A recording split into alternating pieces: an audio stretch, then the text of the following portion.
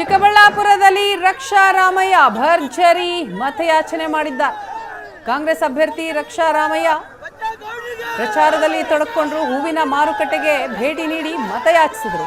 10 ವರ್ಷಗಳಿಂದ ಮೋದಿ ರೈತರಿಗೆ ಮೋಸ ಮಾಡಿದ್ದಾರೆ. ಏಷ್ಯಾನೆಟ್ ಸುವರ್ಣ ನ್ಯೂಸ್ ಜೊತೆ ಮಾತನಾಡಿದಂತಹ ಕಾಂಗ್ರೆಸ್ ಅಭ್ಯರ್ಥಿ ರಕ್ಷಾ ರಾಮಯ್ಯ, ಕಾಂಗ್ರೆಸ್ ಬಡವರ ಮಹಿಳೆಯರ ಪರವಾಗಿರುವಂತಹ ಪಕ್ಷ. ಈ ಬಾರಿ ಕಾಂಗ್ರೆಸ್ ಸರ್ಕಾರ ಕೇಂದ್ರದಲ್ಲಿ ಅಧಿಕಾರಕ್ಕೆ ಬಂದೇ ಬರುತ್ತೆ. ಕಾಂಗ್ರೆಸ್ ಅಧಿಕಾರಕ್ಕೆ ಬಂದರೆ ರೈತರ ಸಾಲ ಮನ್ನಾ ಆಗತ್ತೆ. ರಾಜ್ಯದಲ್ಲಿ ಕಾಂಗ್ರೆಸ್ ಪಕ್ಷಕ್ಕೆ ಗ್ಯಾರಂಟಿಗಳ ಅಲೆ ಇದೆ. ಚಿಕ್ಕಬಳ್ಳಾಪುರ ಲೋಕಸಭಾ ಕ್ಷೇತ್ರದ ಅಭ್ಯರ್ಥಿ ಕಾಂಗ್ರೆಸ್ನ ಭದ್ರಕೋಟೆ ಅಂತಲೂ ಕೂಡ ಮಾತನಾಡಿದ್ರು. ಚಿಕ್ಕಬಳ್ಳಾಪುರ ಕಾಂಗ್ರೆಸ್ ಅಭ್ಯರ್ಥಿ ರಕ್ಷಾ ರಾಮಯ್ಯ ಅವರು ಚಿಕ್ಕಬಳ್ಳಾಪುರ ನಗರದಲ್ಲಿ ಭರ್ಜರಿ ಪ್ರಚಾರವನ್ನು ಕೈಗೊಳ್ತಾ ಇರುವಂಥದ್ದು.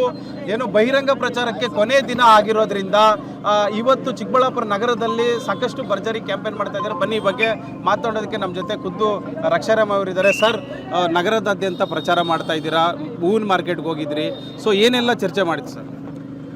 ಈಗ ಹೂವಿನ ಮಾರ್ಕೆಟು ಬೆಳಗ್ಗೆ ದೇವಸ್ಥಾನದಿಂದ ಶುರು ಮಾಡಿ ಇವತ್ತು ಚಿಕ್ಕಬಳ್ಳಾಪುರ, ಯಲಹಂಕ, ನೆಲಮಂಗಲ 3 ಕ್ಷೇತ್ರಗಳಲ್ಲಿ ಇವತ್ತು ಕಾರ್ಯಕ್ರಮಗಳು ಮಾಡ್ತಾ ಇದ್ದೀವಿ. ಕೊನೆಯ ದಿನ ಜನರ ಪ್ರೀತಿ ವಿಶ್ವಾಸ ಉಕ್ಕರಿತಾ ಇದೆ ಎಲ್ಲ ಕಡೆ. ಇವತ್ತು ಫ್ಲವರ್ ಮಾರ್ಕೆಟ್ ಇರ್ಬೋದು, APMC ಮಾರ್ಕೆಟ್ ಇರ್ಬೋದು, ಇಲ್ಲಿ ಅವ್ರ ರೈತರು ಅವರ ಇರೋ ತೊಂದರೆಗಳು ಹೇಳ್ಕೊತಾರೆ, ಅವರು ಕಷ್ಟಗಳು ಹೇಳ್ಕೊತಾರೆ. ಇವಾಗ ಕಾಂಗ್ರೆಸ್ ಪಕ್ಷ ರೈತರ ಪರ ಇರುವಂಥ ಪಕ್ಷ. 10 ವರ್ಷದಿಂದ ರೈತರನ್ನ ಯಾವುದೇ ರೀತಿಯಲ್ಲಿ ನೋಡ್ಕೊಳ್ಳಿಲ್ಲ ಸರ್ಕಾರ. ಅದಕ್ಕೆ ಇವಾಗ ಭಾಳಷ್ಟು ದುಃಖಗಳನ್ನ ಹೇಳ್ಕೊಡ್ತಾ ಇದ್ದಾರೆ. ಖುಷಿಯಾಗುತ್ತೆ, ಒಂದು ಕಡೆ ದುಃಖನೂ ಆಗುತ್ತೆ. ಯಾಕೆ ಇಷ್ಟು ತೊಂದರೆ ಕೊಡ್ತೀವಿ ರೈತರಿಗೆ ಅಂತ. ಅಂದರೆ ಅವ್ರಿಗೆ ಮೊದಲನೇ ನೋಡ್ಕೊಂಬರೋ ಕಾರ್ಯ ಅವ್ರದ್ದು 60-70% ನಮ್ಮ ದೇಶದಲ್ಲಿರೋ ರೈತರು. ನಾವು ಅವ್ರಿಗೆ ಬೆನ್ನೆಲುಬಾಗಿ ನಾವು ಇರಬೇಕು.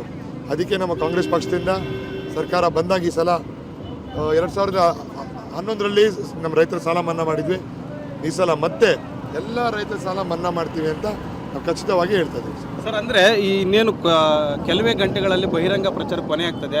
ಕೊನೆ ಕ್ಷಣದ ಒಂದು ಮನವಿಯನ್ನು ಚಿಕ್ಕಬಳ್ಳಾಪುರ ಜನರಿಗೆ ಯಾವ ರೀತಿ ಮಾಡ್ತಾ ಇದ್ದೀರಾ? ನಾವು ಚಿಕ್ಕಬಳ್ಳಾಪುರ ಜನತೆಯ ನಿರಂತರವಾದ ಸೇವೆಗಾಗಿ ಅವರ ಮಗನಾಗಿ ಕೆಲಸ ಮಾಡಿ ಅವರ ಪ್ರತಿಯೊಂದು ದುಃಖಗಳಿಗೂ ಅವರ ಪ್ರತಿಯೊಂದು ಕಾರ್ಯಗಳಿಗೂ ಸ್ಪಂದಿಸ್ತೀವಿ. ಕಾಂಗ್ರೆಸ್ ಪಕ್ಷ ಅವ್ರ ಜೊತೆ ಇರ್ತೀವಿ ಅಂತ ನಾವು ಎಲ್ಲ ಕಡೆ ಅದನ್ನು ಹೇಳ್ತಾ ಇರೋದು. ಯಾಕಂದರೆ ಬಡವರು, ಹಿಂದುಳಿದವರು, ಅಲ್ಪಸಂಖ್ಯಾತರು, ದೀನದಲಿತರು ಎಲ್ಲರದ್ದು ಪಕ್ಷ ಅಂದರೆ ಕಾಂಗ್ರೆಸ್ ಪಕ್ಷ. ಅದು ಚಿಕ್ಕಬಳ್ಳಾಪುರ ಲೋಕಸಭಾ ಕ್ಷೇತ್ರ ಕಾಂಗ್ರೆಸ್ನ ಭದ್ರಕೋಟೆ. ಸೊ ತಾವು ಕೂಡ ಕಳೆದ ಸಾಕಷ್ಟು ದಿನಗಳಿಂದ ಇಡೀ ಕ್ಷೇತ್ರದಾದ್ಯಂತ ಸುತ್ತಾಟ ಮಾಡಿದ್ದೀರಾ. ಎಲ್ಲ ಕಡೆ ಕೂಡ ಉತ್ತಮ ಪ್ರತಿಕ್ರಿಯೆ ವ್ಯಕ್ತವಾಗಿದೆ. ಸೊ ಕಾಂಗ್ರೆಸ್ ಭದ್ರಕೋಟೆ ಬಗ್ಗೆ ಹೇಳೋದಾದ್ರೆ?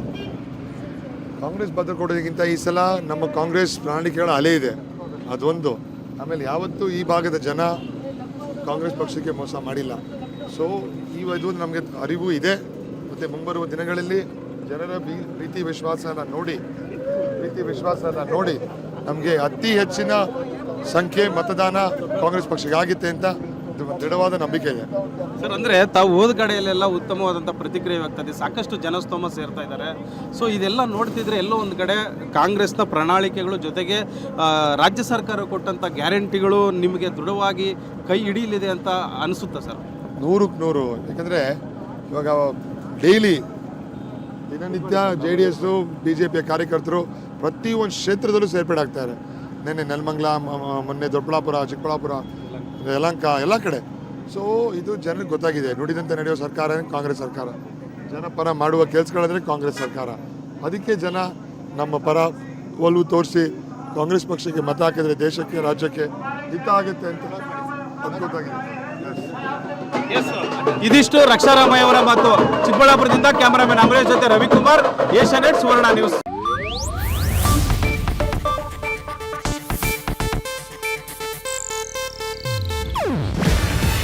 ಇದು ಏಷ್ಯಾನೆಟ್ ನ್ಯೂಸ್ ನೆಟ್ವರ್ಕ್ ಪ್ರಸ್ತುತಿ. ನೀವು ನೋಡ್ತಿದ್ದೀರಾ ಏಷ್ಯಾನೆಟ್ ಸುವರ್ಣ ನ್ಯೂಸ್.